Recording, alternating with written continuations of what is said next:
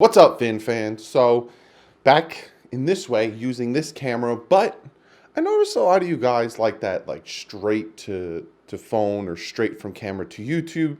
So, I'm going to not cut this. So, if you notice there's no intro or anything, it's because I'm going to give this a try. You guys let me know if you like it this way with the training camp stuff. I'm still going to edit some things in. Unfortunately, no video today. The Dolphins, I think they're keeping that moniker from Brian Flores and keeping it real close, tight to the chest. But I will edit in, some things here and there. But let's try this straight shot. No breaking it up. No nothing. So if I mess up, I mess up. Teach me to be better on the live streams. How about that? So day 4 of the training camp. No Flores press conference beforehand. It literally, they just went right into training camp. Second day in a row with pads on, so that's really cool. I want to give you guys a spoiler on what happened today, but let's just jump into it let's just jump into it. So Albert Wilson practices again today, but not in teams, no tackling stuff. He had his pads on stuff. It was more drills, one-on-one stuff. The physically unable to perform players, or PUP as I like to call them, because that's what it is. No practice today. No practice today for them. And then jumping right into it, Stills gets a touchdown on Xavier Howard. He did a stop and go. Essentially, you run up, you stop, you turn as if you're faking a curl route, then you turn upfield and you go. Stop and go. Catches Xavier Howard for a touchdown. So I'm going to give you a little spoiler, even though I said I wouldn't. It's kind of how the day went. If you notice the thumbnail. Ford with a deep touchdown pass completely destroys Hardage on that. Isaiah Ford, I'm going to be looking out for him, especially in the preseason and stuff. He's one of those young wide receivers. I'm really interested in seeing how he does, especially because we have so many wide receivers right now. Somebody's an odd man out. So, yeah. Tunsil, right. So Laramie Tunsil is completely demolishing regardless of who defensive end is lining up against him. That's either saying great things about Laramie Tunsil, which everyone's saying he could do this stuff in his sleep, or it's very, very, scary about this defensive end situation. And one of you guys, in comment of the day, I'm going to talk about the defensive end situation, but that kind of worries me. Just want to throw that one out there real quick. Mark Walton with a nice run on the inside during run drills. When you guys in the comment section were asking me about what's going on with Mark Walton, why isn't he in consideration for the starting running back position? It's because we have 2 great ones, but Mark Walton did show up today. His name got dropped a lot. Starting the offensive line is still the same. Tunsil, Reed, Kilgore, Davis, Mills. Supposedly Dierter is trying to learn the right guard position because he's a left guard. He's trying to learn the right guard position because it seems like Reed kind of locked down that position. McDonald pressure on Fitz, so on a blitz, which forces Fitz to throw a low pass to Devontae Parker's feet. Can Fitz bounce back from yesterday? Can Rosen keep going? We'll find out. Fitz with the ones after Rosen's strong day yesterday, so it doesn't matter that Rosen did a better day. They still kept Fitz with the ones, so we'll see what happens there. Balaj with the strong run after the drop from Parker, so the bad pass to Parker, hands the ball off. Balaj with a nice run. Drake comes onto the field for third downs. Supposedly this is a standard thing for the past, what day is this, 3, 4 of training camp? Hold on, let me check real quick. Day 4. It literally was on the page before. 4 days of training camp. So yeah, supposedly that's the standard. Is Drake comes in on third downs, which, again, I'm not looking too far into this. I've said this time and time again. This is going to be the last time I'm saying this. It's the same thing with the Rashad Jones situation, because if you remembered with the Rashad Jones situation, everyone was like, oh, he's going to get traded. Oh, why isn't this happening? Oh, my God, he's not there. Da-da-da. And I was like, I'm not talking about it anymore. It's a nothing burger. It's nothing. And nothing happened, and he's still on the team, and he's doing well, and he's not being talked about anymore. Same thing with the running back situation. If you look too much into things, you start to get paranoid, and you start to come up with conspiracy theories. It's training camp. People are going to be tried out in different positions. I'm not worried about it. nor would be worried about it because I would love to have two great running backs on this team. Are you kidding me? And then a mishandled snap to Fitzpatrick. Run to the wall. Go to the wall. X nearly picks off Fitzpatrick on a check down. Ugh. Fitz, you're not bouncing back from yesterday, are you? McCain makes a tackle. Bobby McCain makes a tackle in the backfield on a run, which is, it's good. He's playing the safety position, if you guys remember. Full-time safety position. So he's doing very well at safety. Rosen with a high throw to Ford, couldn't come down with it. And then Smith, the safety, tackles Laird in the backfield on a run. It's not looking good. Then this Oklahoma-type drill. Now, Omar Kelly said it was an Oklahoma-type drill, and then Safid Dean said that it was, but it's more like they were, no hands. If you guys know what Oklahoma drill is, right?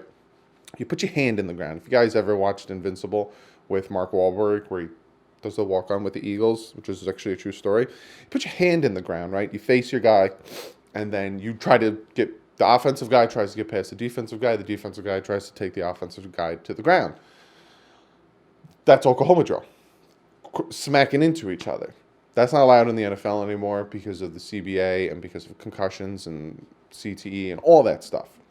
So what this was is they're standing up, they're 5 yards apart, and they, it's like more of like a blocking type thing. So they're doing an Oklahoma type drill. There's no name for it. To focus on toughness, like I said. And Hanks, the linebacker, pushes Gesicki all the way back to the start.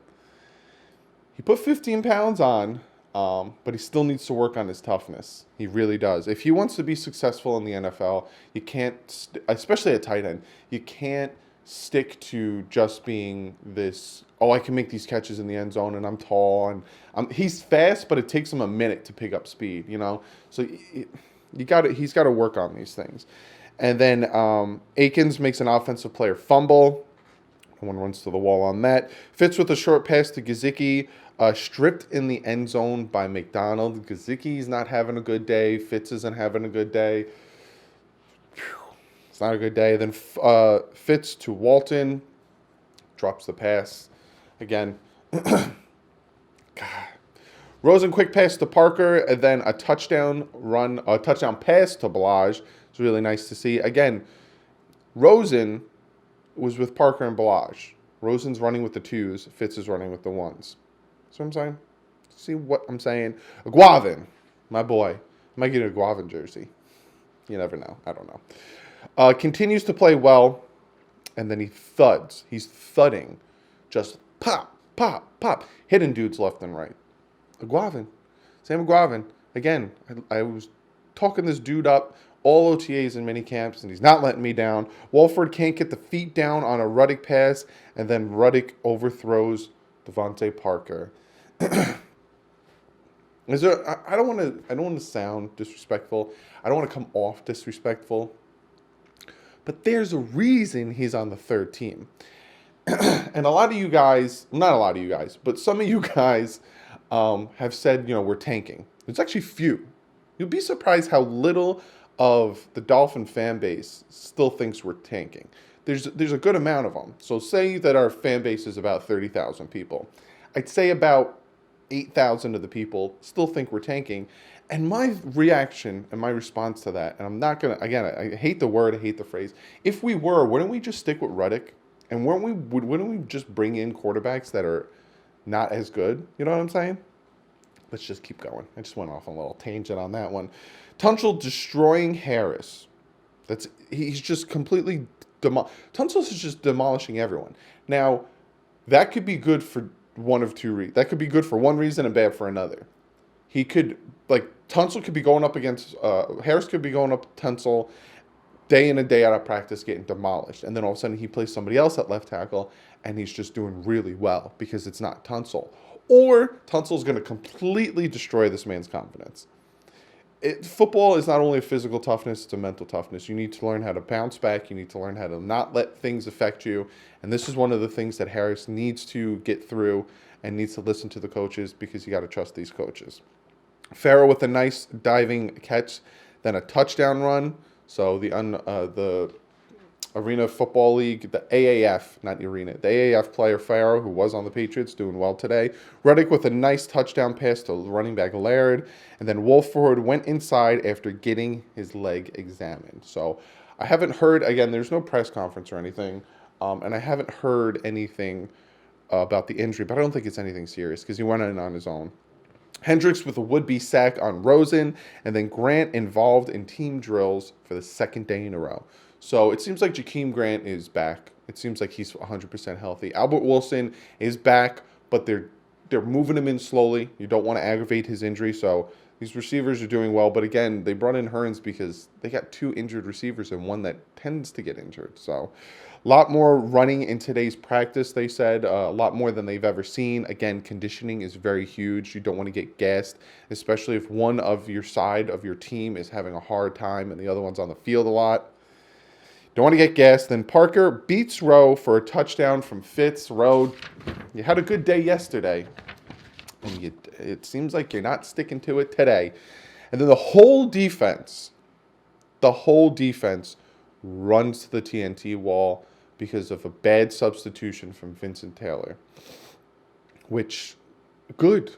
Discipline, people. Discipline. You can't have these messy substitutions because then all of a sudden you're going to get caught with 11 men on the field or 12 men on the field. You can't. So it sucks, but get your shit together. And then defense is getting a stern talking to from Patrick Graham. Stern talking to. So expect the defense to start demolishing the offense after that because you don't want to get embarrassed, especially if you're an NFL player. Mark Walton trips up as he runs to the flats, couldn't catch Ruddick's pass. It's just messy. Then Raekwon McMillan comes in, and he starts running with the ones, and then Cox, the fullback, drops a pass in the flats, then Fitz with a absolutely wide open touchdown pass to Preston Williams. Blown coverage on the defense. Gesicki with a nice touchdown pass from Fitz in the red zone. Hendricks, again, sacking Rosen. So you've noticed some things, right? Fitz tends to get sacked because, again, I'm doing sacked because you can't hit the quarterback. But Fitz tends to get sacked from Baker blitz, McCain blitz, Donald blitz. He never really gets sacked from the defensive line, right?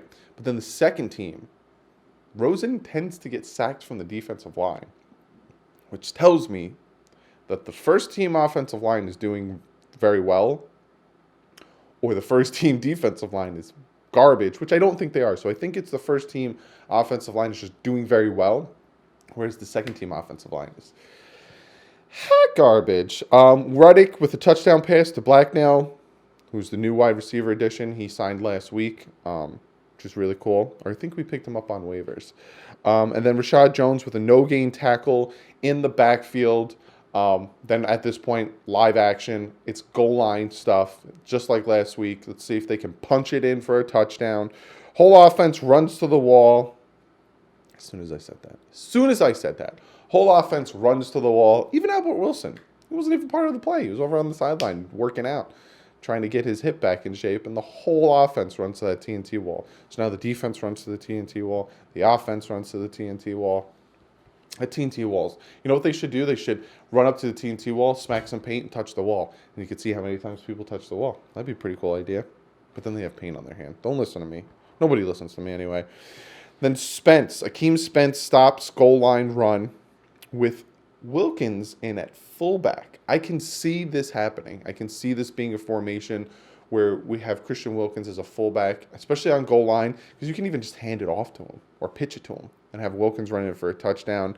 Then Ocamp punching in for the second straight time. This D-line is completely destroying the O-line on goal line. That's a lot. That's a lot of lines. But yeah, and then Bobby McCain stuffs another run in the backfield. Christian Wilkins was back there again as a fullback. Flores gave the O a good talking to because if you noticed with Gase, right, when we got down to the goal line, he completely abandoned the run game. Completely abandoned it. And you could see that Flores is like, no. Once you get on the goal line, the 2, the 3, within the 5-yard lines, you got to run the ball in. You can't focus on passes because you don't have a lot of field to run routes and do your passing. Flores is not going to go. That's what Gase would do. Oh, this isn't working. All right, I'll figure something out. Instead of just be like, no, you need to make it work. This is how it's working. This is fundamentals. This is football. Make it work. So I like the dedication to it. I really do. And D is getting the best of the O for the past 2 days on the O line. Just yesterday and today, once the pads came out on the D line, was just completely destroying them, not letting them score on the goal line. And then now the D line, the whole entire D line is running to the wall. So the whole defense runs, then the whole offense runs, and now the whole defensive line runs to the wall. Fitz with the touchdown to his best friend forever, his BFF, Kenny Stills. The whole defense starts to do push-ups. It's a messy, messy day. Then offense does push-ups because Irwin couldn't bring in a pass. That's how practice ends. From push-ups from the defense and then push-ups on the offense. It was a very, very messy day. Fitzpatrick struggled. Rosen disappeared. Mistakes after mistakes, blown coverages with the Preston Williams touchdown. It was just a messy day. Now, yes, it was a messy day. And it was a very bad practice, right? Now, this isn't me being rose-colored glasses, optimistic Doug. Because if you guys noticed, I call shit out when I see it. The whole Rosen trade, I hated it. Then I did my research, and I was like, it's not that bad. But when certain things happen, I call it out. I'm still very, very skeptical about the defensive line situation, pass rush situation. I'm also very skeptical about the O-line situation. I've talked to you guys 1,000 times about how important the trenches are and why the trenches are important. If you don't know why, or if you haven't heard it, comment below, and I'll answer it in next week, Tuesday's video, because they have off tomorrow. But I honestly think that it's the fourth day of practice. It's the second day with pads. It's the first week of training camp. There's going to be some rust. I even expect the preseason game to be a little sloppy. Better not be too sloppy, because then Brian Flores is going to light everyone's ass on fire. But they're new. This is all new for everyone because of Flores. Flores is new. So it's discouraging. Don't get me wrong. It's super discouraging. But I'm going to give it time. I'm not going to jump to any conclusions. I'm not going to say, oh, my God, we suck, or oh, my God, good. We're going to get Tua or any of that stuff. Because, for one, I already addressed it. But it's new. But comment below. Let me know what you guys think of practice. Let me know what you guys think of the struggles today. Let me know if it's discouraging you guys, or if you're in the same mindset where you're like, hey, it is what it is. What are you going to do about it? It's the fourth practice, and they're going to get better. Still new. But be sure to comment below. I want to pick my top 3 of the day. And it's going to be, one is Aguavin. He was thudding everyone today. Xavier Howard got beat for a touchdown, so I'm not going to give him any props today. Laremy Tunsil.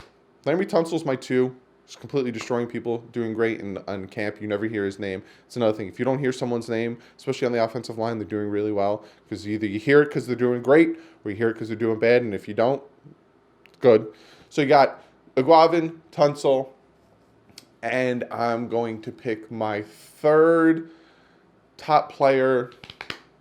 I'm going to give it to Hendricks. 2 sacks. That's my top 3. That's my top 3. But yeah, be sure to comment below. Let me know what your guys' top 3 is, and then we get to one of you guys' comments of the day. It comes from King Truth, and I picked this one because it kind of feeds into what I'm talking about with the D-line.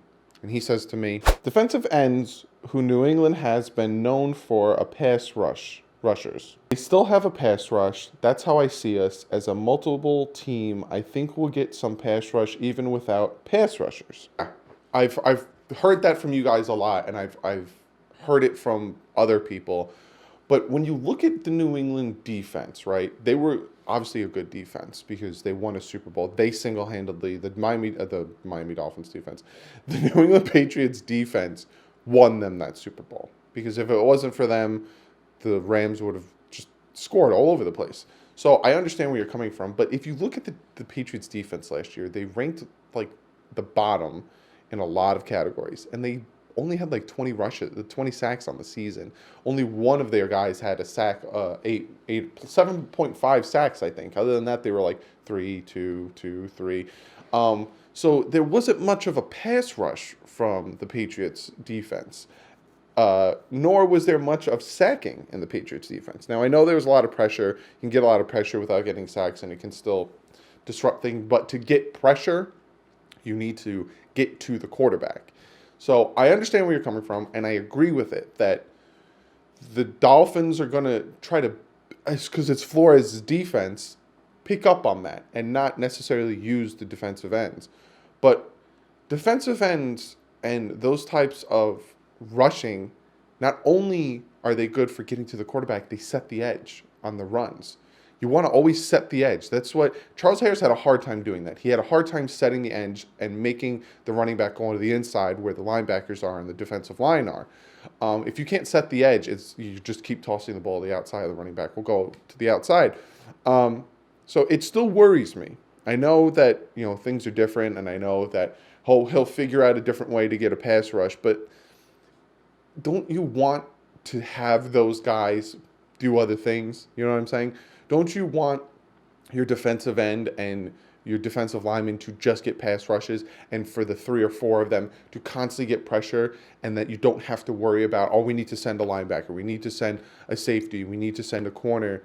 You just have these 3 or 4 constantly getting pass rush, and then all of a sudden you have the other guys in coverage and the defense is just eating, So, again, I haven't seen nor heard what the Dolphins are doing on defense.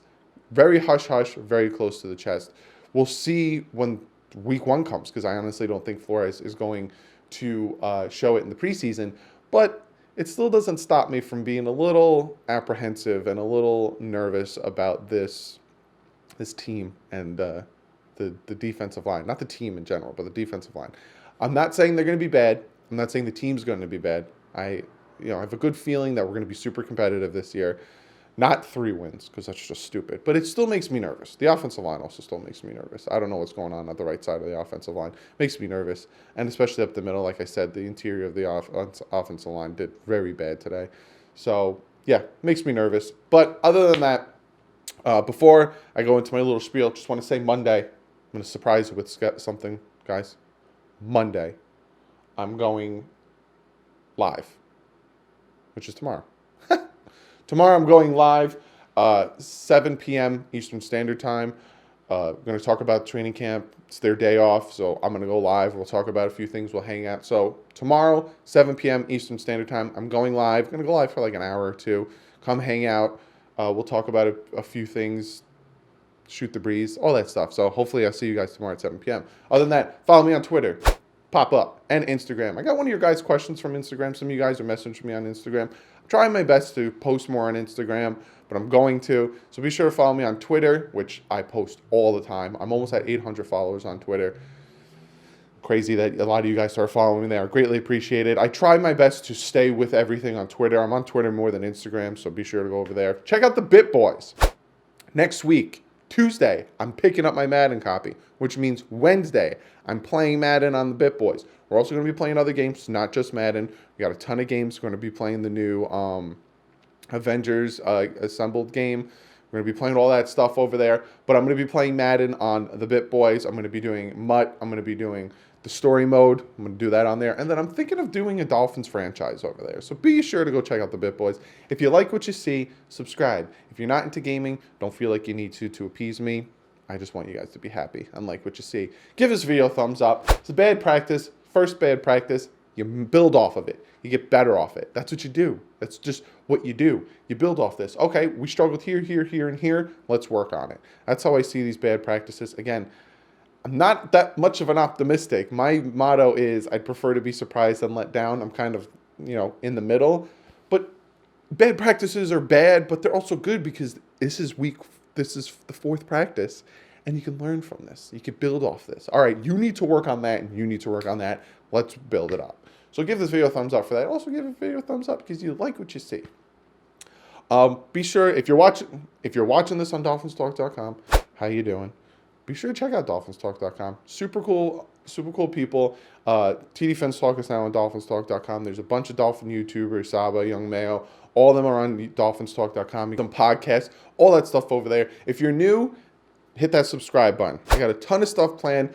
We just broke 5,900 subscribers. I'm less than 100 subscribers from 6,000.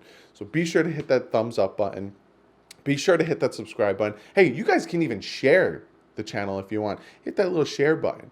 Get the videos out there. Let's break 6,000 subscribers. Also, be sure to hit that notification bell. You'll know when a new video comes out right away. And also, if I go live and you guys didn't get to see this video or hear about it, if you hit the bell, it'll tell you when I'm live, and you guys can come hang out and not miss a live stream. And I can answer your questions live. It'd be really cool. But other than that, I'll see you guys tomorrow with the live stream. And then Tuesday, they are back at training camp for day 5. So this week is going to be jam-packed. So other than that, I'll see you guys tomorrow, 7 p.m. Eastern Standard Time, live. Like usual, stay classy. Fins up.